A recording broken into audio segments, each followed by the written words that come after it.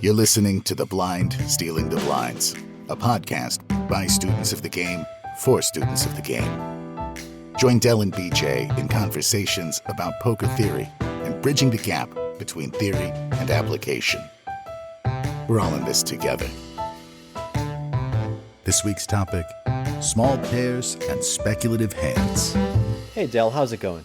It's going really good. How's it going with you this week, BJ? It's going fantastic.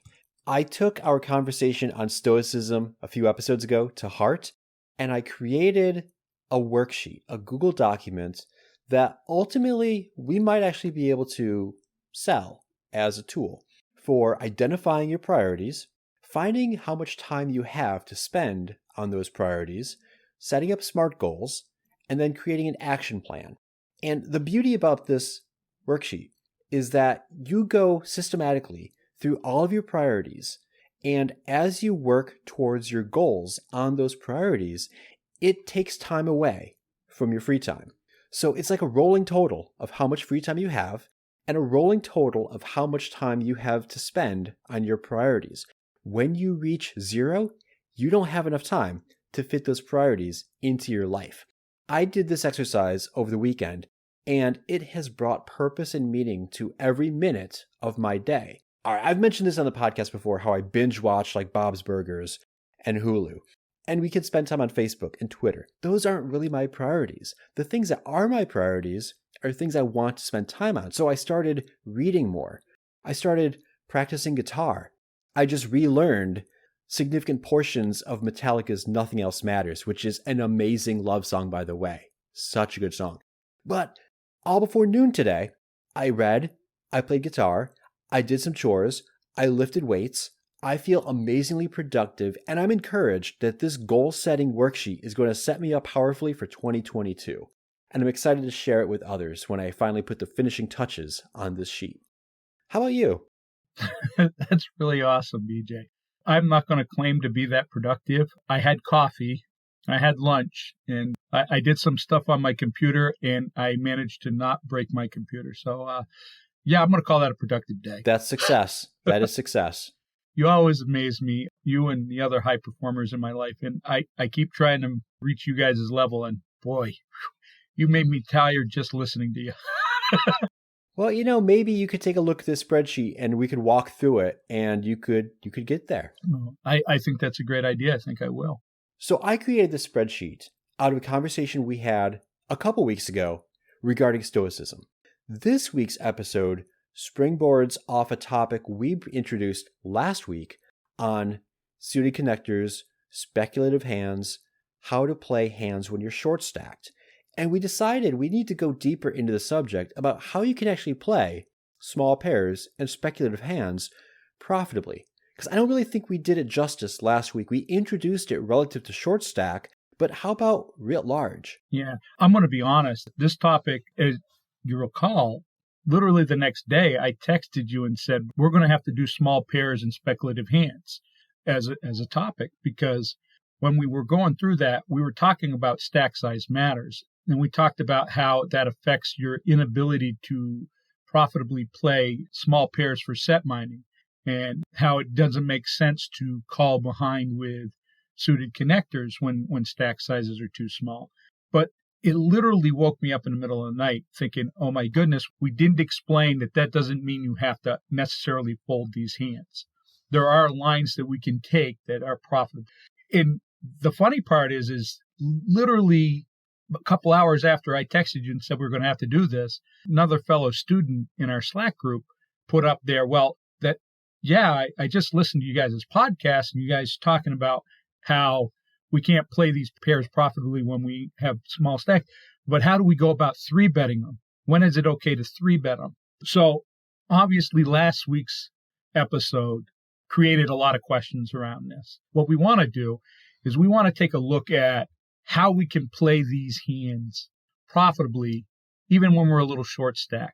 So the first thing is we want to define what we mean by small pairs. Now, I mean, that seems pretty obvious, but there has to be a cutoff point, and we have to be on the same language. For me, small pairs are anything sixes or lower.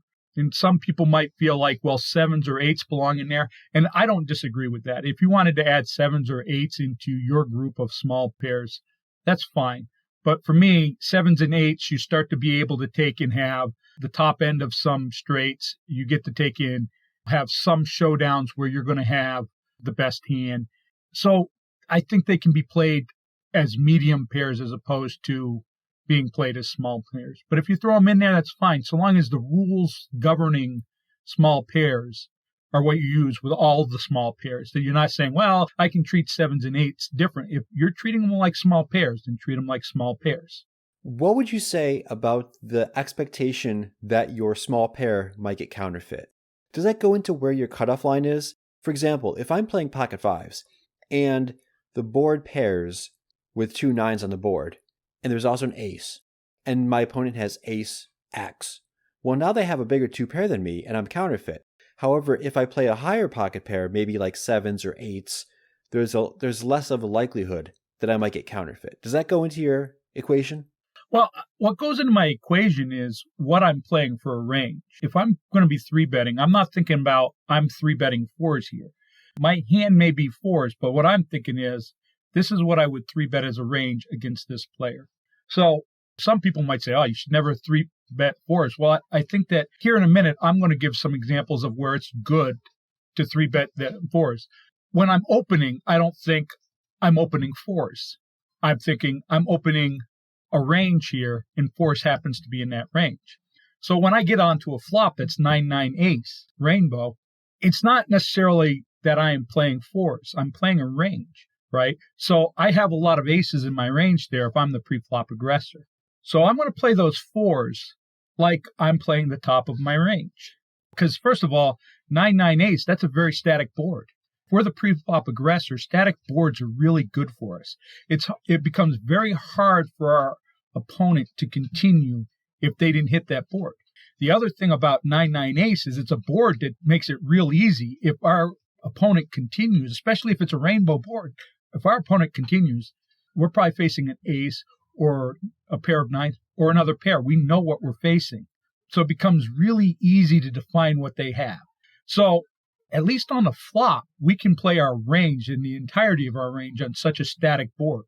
And then we can look at what we want to do on the turn, whether or not we feel like we're against an opponent that we can push off their hand, or whether we're against an opponent that we're never going to get off that hand. And that can do a huge amount of variation on what we're going to do on the turn with that aforementioned pocket 4s. If it's a player that calls every C-bet because they just expect you to C-bet, well, maybe you can push them off on the turn. And you might, especially if on the turn we're looking at another card that we feel makes that board more favorable for our range. I do want to add one point to your example of playing pocket 4s.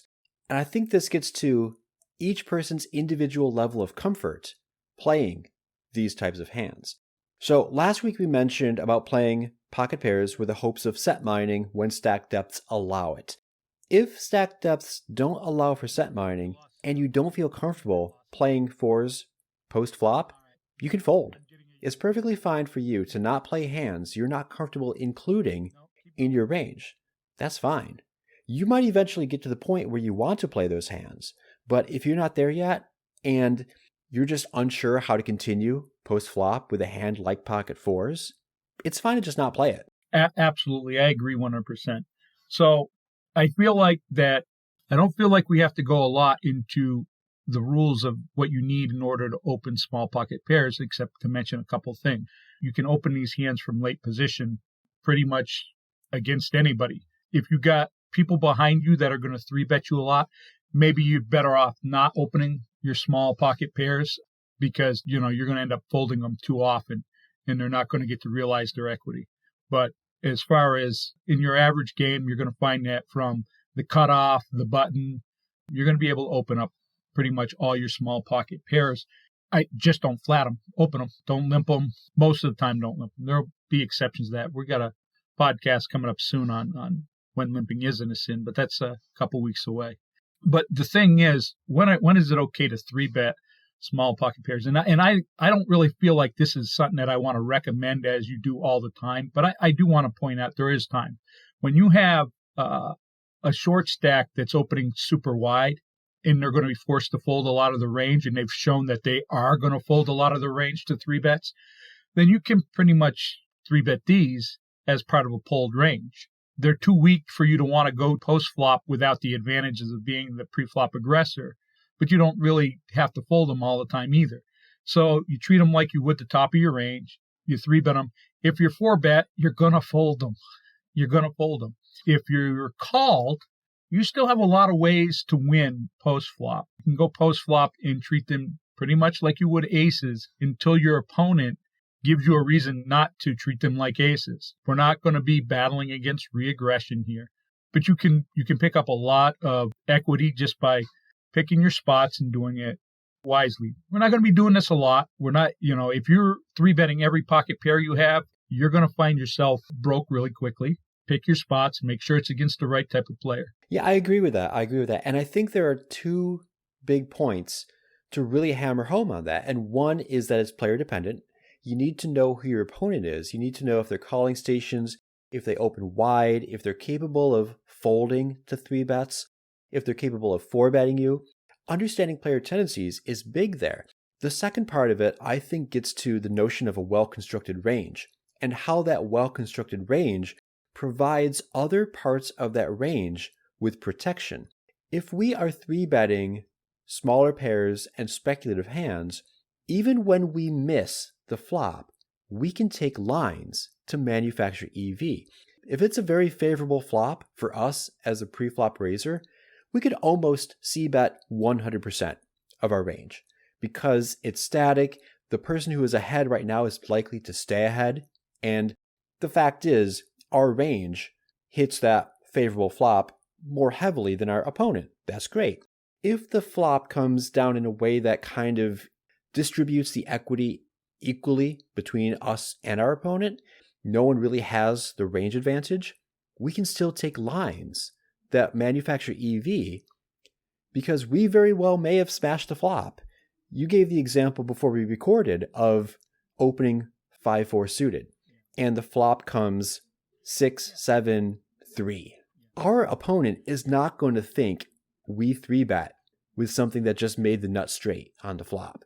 Yeah, I think that's one of the very important things about understanding these hands. When we play them aggressively pre-flop, what happens is they get help from the top of our range, right?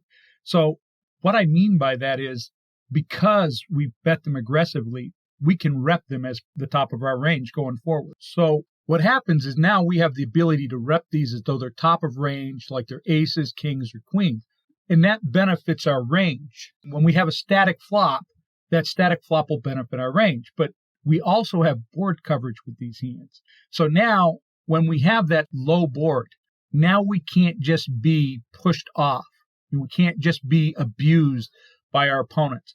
And you're right, they're not going to think that we're going to be 3-betting with 4-5 suited, 7-6 suited. So the thing is that when they do catch us with those hands, that's going to take and protect the value of our other hands.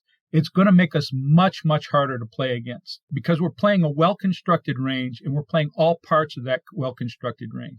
So whether we're open raising with these and we're the pre-flop aggressor or whether we're 3-betting them. By the way, certain parts of what we're talking about really love to 3-bet with them. 7-6 suited, 4-5 suited, 6-5 suited. These hands get to over-realize their equity when they are 3-bet pre-flop. Whereas if they're called behind, they struggle to take and realize their equity. So we're always trying to take and set up a situation where we're trying to over-realize our equity. Now, somebody told me that over-realizing your equity is something you can't do. It's a BS term. I disagree, but I'm going to give my definition here so everybody understands what I mean. Whenever you can consistently take lines with a hand that is going to lead to it over time gaining more EV than the equity if you just showed all 5 cards down from the beginning, that's over-realizing your equity. You are literally making more money than the equity said you should have. And you're doing that by manufacturing that EV. by taking these hands that people are afraid to play. Why are people afraid to 3-bet these hands? They're afraid to 3-bet these hands because somebody might 4-bet them and they'll have to fold. Okay. You didn't lose your birthday. You just had to fold. Yeah, I completely agree with that. I think, and we never mentioned this in our podcast about manufacturing EV, but it is much easier to manufacture EV when you have the initiative in the hand. And the way that you get the initiative in the hand is to be the preflop aggressor. You either raise first in, or if someone raises first in, you 3-bet them. If someone 3-bets you, you 4-bet them. If you take the last aggressive action pre-flop, you have just stolen the initiative for the rest of the hand. And it's so much easier to manufacture EV. If you have the initiative and you go post-flop and you find ways to manufacture EV, you're earning more EV than the equity would have you have. There's fold equity, and that's part of how we manufacture EV. I wish there was a term like aggression equity, because we get to take and manufacture a lot of EV through our aggression. And it's got to be tempered aggression. It has to be planned aggression. So when we're looking at this, I think we've said this already, but I want to make sure that we drive this home. We're not saying take all these suited connectors or your 1-gappers or your small pocket pairs and 3-bet them every time you have them. We're telling you that you can pick certain spots when you're in later position where you can 3-bet them. You can always open these hands from late position. These hands are all openable from late position. The cutoff, the button, let's be very specific here. You can 3-bet certain players with these, and you're going to be able to manufacture a substantial amount of EV against those specific type of players. So what we're looking at, what's that type of player? Well, they're opening too wide, so they're forced to fold too much. They're carrying too much. They're calling too often. They're calling 3-bets too often. They're calling opens too often. So they're forced to carry too big of a range to the flop, and they're going to be forced to fold too much. So if they're a player that's not folding to anything, then we don't need to play these hands against them. That isn't the player we're targeting with these hands. We're playing against that player that understands when they miss that they don't have a lot of equity and they got there with too many hands that are going to miss. So they're going to be folding way, way too much. As you're talking about playing these speculative hands, it occurs to me that this episode could very well double as a playground for improving people's aggression. People don't aggress often enough. You almost never see people 3-bet in live games. When I'm playing 1-3, even when I'm playing 2-5 at my local casino, I don't see people 3-betting nearly as often as they probably should be. You're going to gain a lot of equity just by sheer aggression and 3-betting. And speculative hands and these small pairs are the perfect test bed. They're the perfect sandbox to do this. Everybody knows how to 3-bet aces, kings, sometimes queens, ace-king suited, sometimes jacks. Everybody knows to shove on jacks because that's the only way to play a jacks, right? I'm kidding. No, but I've seen people say that. I've complained about it on this podcast before. I'm not serious. But what I'm getting at is everybody knows how to 3-bet when you're at top of range. People don't know how to 3-bet when you have this merged range. The things are your middle suited connectors or your middle pairs or even the low pairs. So this podcast could definitely serve as double duty, not just for how to play this specific hand class, but how to be more aggressive at the table. And really, cautionary tale, because I've done this, you need to temper the aggression like Dell mentioned. If you don't temper that aggression and you just blindly aggress into people who know better, they're going to own you and you're going to lose stacks. This is speaking from a guy with experience who lost lots of stacks a couple years ago because I just Hulk smash. That's what I did. And it worked every time until it didn't. And I had to learn when it worked and when it didn't. All right, so we've just talked about how speculative hands and small pairs can be played as a test bed for aggression. We can manufacture EV with them. We can lean into our superior post-flop skills against lesser skilled opponents. We know who to avoid. We know to be cognizant of stack sizes. There's a lot of stuff here that we need to be mindful of when we play these hands. So are there any tools that we can give our listeners to help them keep all this stuff in mind? I think that there's a lot of tools out there, but I only really came up with one exercise. The next game, when you don't have the proper implied odds to set mine or call behind with these hands, see if you have the right situation to 3-bet, or see if you have the right situation to open raise these hands, and see where you can effectively add them into your game. You don't have to do it all at once. Do it a little bit at a time. As far as other tools that I can think of, you can definitely take and do some work with Flopzilla and put these hands up against some other hands. Take your range, not these hands, but your range, but with these range with these hands in it as open raises, and put them against the range and run some flops. And what you're going to see is that, see it if you take certain lines, what your opponent has to give up. Because you can filter on each level of Flopzilla, and it'll show you the hands that would continue. All you have to do is plug in the information, and there's plenty of videos on YouTube that can show you this. You plug in the information, and you can filter out how many hands are going to be going. You're going to be amazed on how many static flops you're going to see your opponent has to give up. And that's how we take that effective line of being able to continue aggression on the flop and the turn. It's because our opponents have gotten there with too many hands. I have one tool for those of you who aren't willing to pull the trigger and actually execute 3-betting with these small pairs or speculative hands. Make believe. When you fold, I mentioned earlier on in the podcast, if you're not comfortable playing pocket fours, it's okay to fold them if you're not comfortable doing so.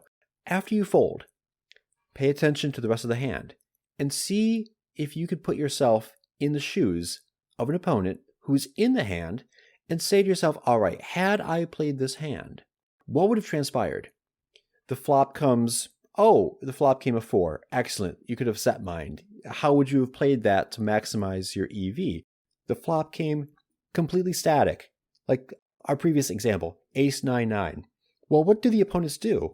Likely out of position checks, in position bets, out of position folds. It's kind of a standard formation. That could have been you.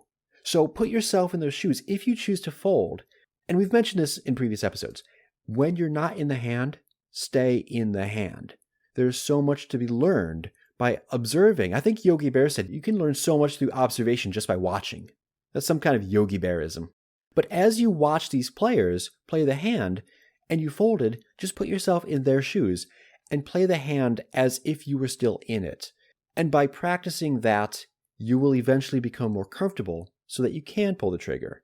So I think we gave 3 tools. One was actually do it. One was pretend to do it on table. And the third was pretend to do it with theoretical flops that you give yourself in Flopzilla or Equilab. So we have 3 tools for people to just help get comfortable with this. And really, even if you're going to fail. I think we need to mention that. Whenever you try something new and you screw up, that's fine. You might lose some chips. You might lose some money. Hopefully, you're not gambling with money that you're not willing to lose anyway. Otherwise, you should be gambling. But you're not really losing. You're paying the price of tuition to learn lessons. So just remember that. I think that the thing that you're going to get the most is you're going to get 4-bet sometimes and you're going to have to fold. Or you're going to bet the flop and somebody's going to come over the top and you're going to have to fold. That's okay. Folding is part of poker. And if you're not good at folding, guess what? You're going to lose money. That's an excellent point. And I want to drive this point home. When people 4-bet you, when you start 3-betting more with these speculative hands and pocket pairs, don't think that they're necessarily playing back at you. It's been my experience that 9 times out of, 9, when I think the opponent is playing back at me, they're not. They just 4-bet me because they're at top of range. They have aces or kings or ace-king suited. Most of the players you encounter, especially at the low stakes, aren't savvy enough to adjust dynamically to challenges. So feel comfortable folding to the 4-bet. Don't think, oh man, I got to stand my ground because I can't be bullied with a 4-bet. You're not getting bullied. Well, I have nothing else to add to this topic. How about you, Dell? No, not a thing. It's been awesome, BJ. Awesome. Thank you. Thank you. It's always a good time. So until next week, find some opportunities to add small pairs and speculative hands into your 3-bet ranges.